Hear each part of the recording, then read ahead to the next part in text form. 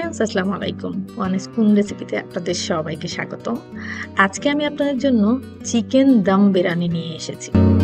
অত্যন্ত সহজভাবে ঘরোয়া যে সকল উপকরণ থাকে সেগুলো দিয়ে আপনারা এই রেসিপিটি তৈরি করতে পারেন।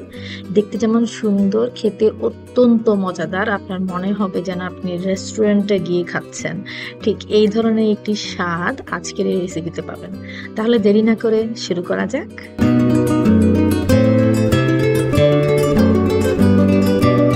রেসিপিটি তৈরি করার জন্য এখানে আমি 1.5 কেজির মতন চাউল নিয়ে নিয়েছি, বাসমতি চাউল নিয়েছি। এখানে আমি চাউলটাকে ভালো মতন ধুয়ে নিব। এখানে ধোয়ার উপকরণগুলো কিভাবে আমি ধুবো সেটা আমি দেখিয়ে দিচ্ছি।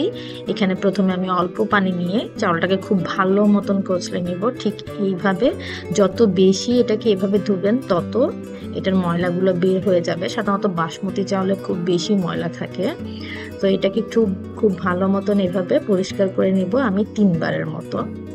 এরপর ভালো করে ধোয়ার পর এখন আমি এখানে পানি দিয়ে দিচ্ছি।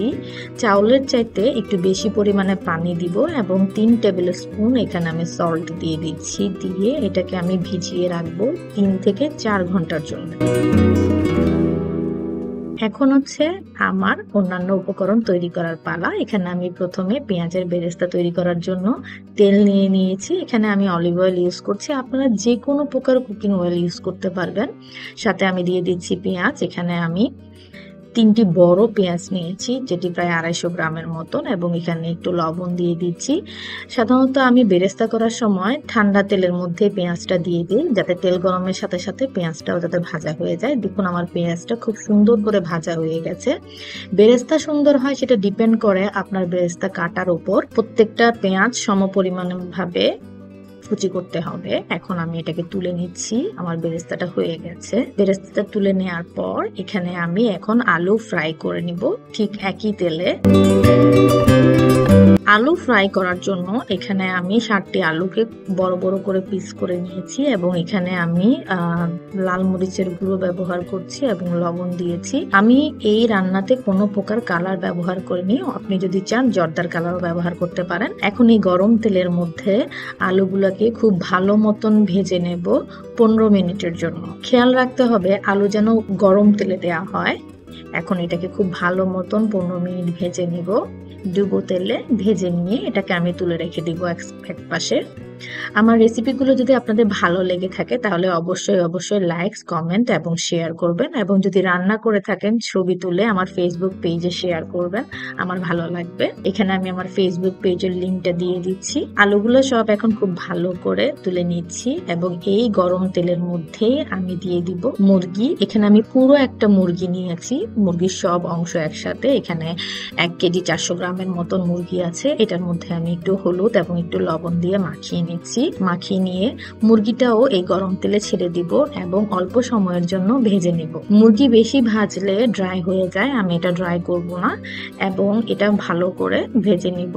এখানে আমি 15 মিনিটের মতো মুরগিটা ভেজে নিচ্ছি। আপনারা আপনাদের পছন্দ মতো সময় নিয়ে মুরগিটা ভেজে নিতে পারেন। মুরগিটা ভাজলে একটা জিনিস হয় যে ফার্মের মুরগির খেতে একটা গন্ধ বেরোয়, ভাজার কারণে গন্ধটা থাকে না। ঠিক এখন আমি মুরগিগুলো সব তুলে নিচ্ছি এবং এই ক্ষেত্রে আমি চুলোর আঁচটা বন্ধ করে দিব। মুরগিগুলো তুলে নেওয়ার পরও তেলটা আমি রেখে দিব, কারণ আমার মিক্সিং এর জন্য তেলটা দরকার। আমি এখন সবগুলা পিস আস্তে আস্তে তুলে নিচ্ছি। আমার রেসিপিগুলো যদি আপনাদের ভালো লেগে থাকে তাহলে অবশ্যই লাইক, কমেন্ট এবং শেয়ার করবেন এবং সাবস্ক্রাইব করতে ভুলবেন না।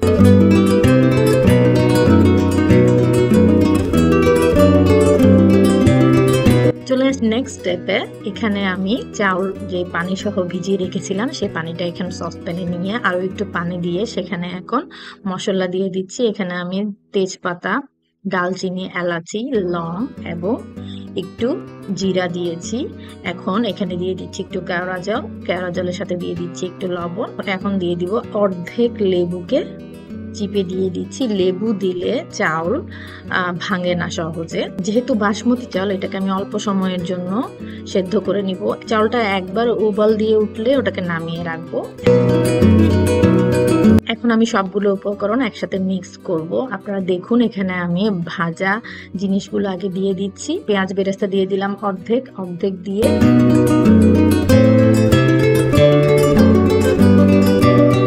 এখন এখানে আমি দিয়ে দিচ্ছি বাদাম বাটা। এখানে আমি কাজু বাদামকে বেটে নিয়েছি। বাদাম বাটা দেওয়ার পর এখন আমি একটা মশলা দিয়ে দিচ্ছি। পেঁয়াজ, রসুন, আদা, মরিচ, টমেটো এবং ধনেপাতাকে একসাথে করে বেটে নিব। পরিমাণগুলো আপনার স্ক্রিনে পেয়ে যাবেন।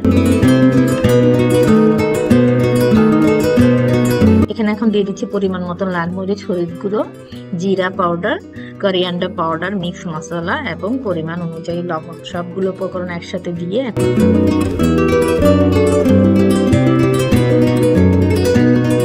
আমি এখানে দিয়ে দিচ্ছি টমেটো এবং লেবুকে ফালি করে দিয়েছি। সাথে দিয়ে দিচ্ছি ধনিয়া পাতা এবং দিয়ে দিচ্ছি এখানে তেঁতুলের পেস্ট। তেঁতুলকে গরম পানি দিয়ে ভিজিয়ে রাখার পর সেটাকে কচলিয়ে সেটার যে পানিটা আছে এটা নিয়ে নিলাম, ছেঁকে নিয়ে তারপর এটা এখানে দিয়ে দিচ্ছি। এখন এখানে অল্প পরিমাণ সেই ভাজা তেল দিয়ে মাখিয়ে নিলাম। এরপর এখানে বাদামের অংশগুলো দিয়ে দিচ্ছি। এখানে কাঠবাদাম, পেস্তা বাদাম, তারপর কিশমিশ এবং আলু বখরা 3টা আমি নিয়েছি।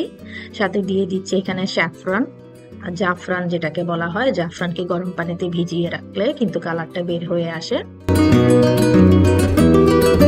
এখানে এখন অল্প অল্প করে বাসমতি চাউলটা দিয়ে দিব। এখানে আমি 2 চামচের মতন দিয়েছি এবং এখন এটাকে ডেকোরেট করব। এখানে আমি আবার দিয়ে দিচ্ছি বেরেস্তা, পেঁয়াজ বেরেস্তা। আর এখানে আমি আবার দিয়ে দিচ্ছি পেঁয়াজ বেরেস্তা এবং বাদাম মিক্সটা। সাথে দিয়ে দিচ্ছি একটা আলু বখরা এবং এখানে এখন আমি তেঁতুলের কাঠ দিব অল্প, ধনিয়া পাতা দিয়ে দিলাম। আমার রেসিপিগুলো যদি আপনাদের ভালো লেগে থাকে তাহলে অবশ্যই লাইক, কমেন্ট এবং শেয়ার করবেন এবং সাবস্ক্রাইব করতে ভুলবেন না।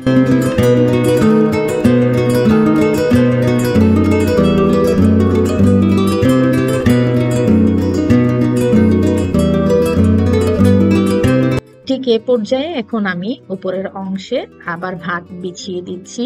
মূলত এটা কাচ্চি বিরিয়ানির মতনই হয় দম বিরিয়ানিটা। আমি কাচ্চি বিরিয়ানির স্টাইলে রান্না করার চেষ্টা করেছি এবং এইভাবে আপনিও কিন্তু রান্না করার চেষ্টা করবেন। দেখবেন এটা খেতে অত্যন্ত সুস্বাদু, মনে হবে যেন ইন্ডিয়ান রেস্টুরেন্ট থেকে আপনি এখনই এটা নিয়ে এসেছেন। ঠিক সেই ধরনের একটা স্বাদ দেয় এবং এই রান্নাতে আমি কোনো ঘি ব্যবহার করিনি। এখন আমি সকল উপকরণগুলো আবার ঠিক একই নিয়মে ছড়িয়ে দিচ্ছি। এই পর্যায়ে আমি কিন্তু তেঁতুলের কাঠ দিব না, আমি এখানে এখন স্যাফরন ওয়াটার দিব।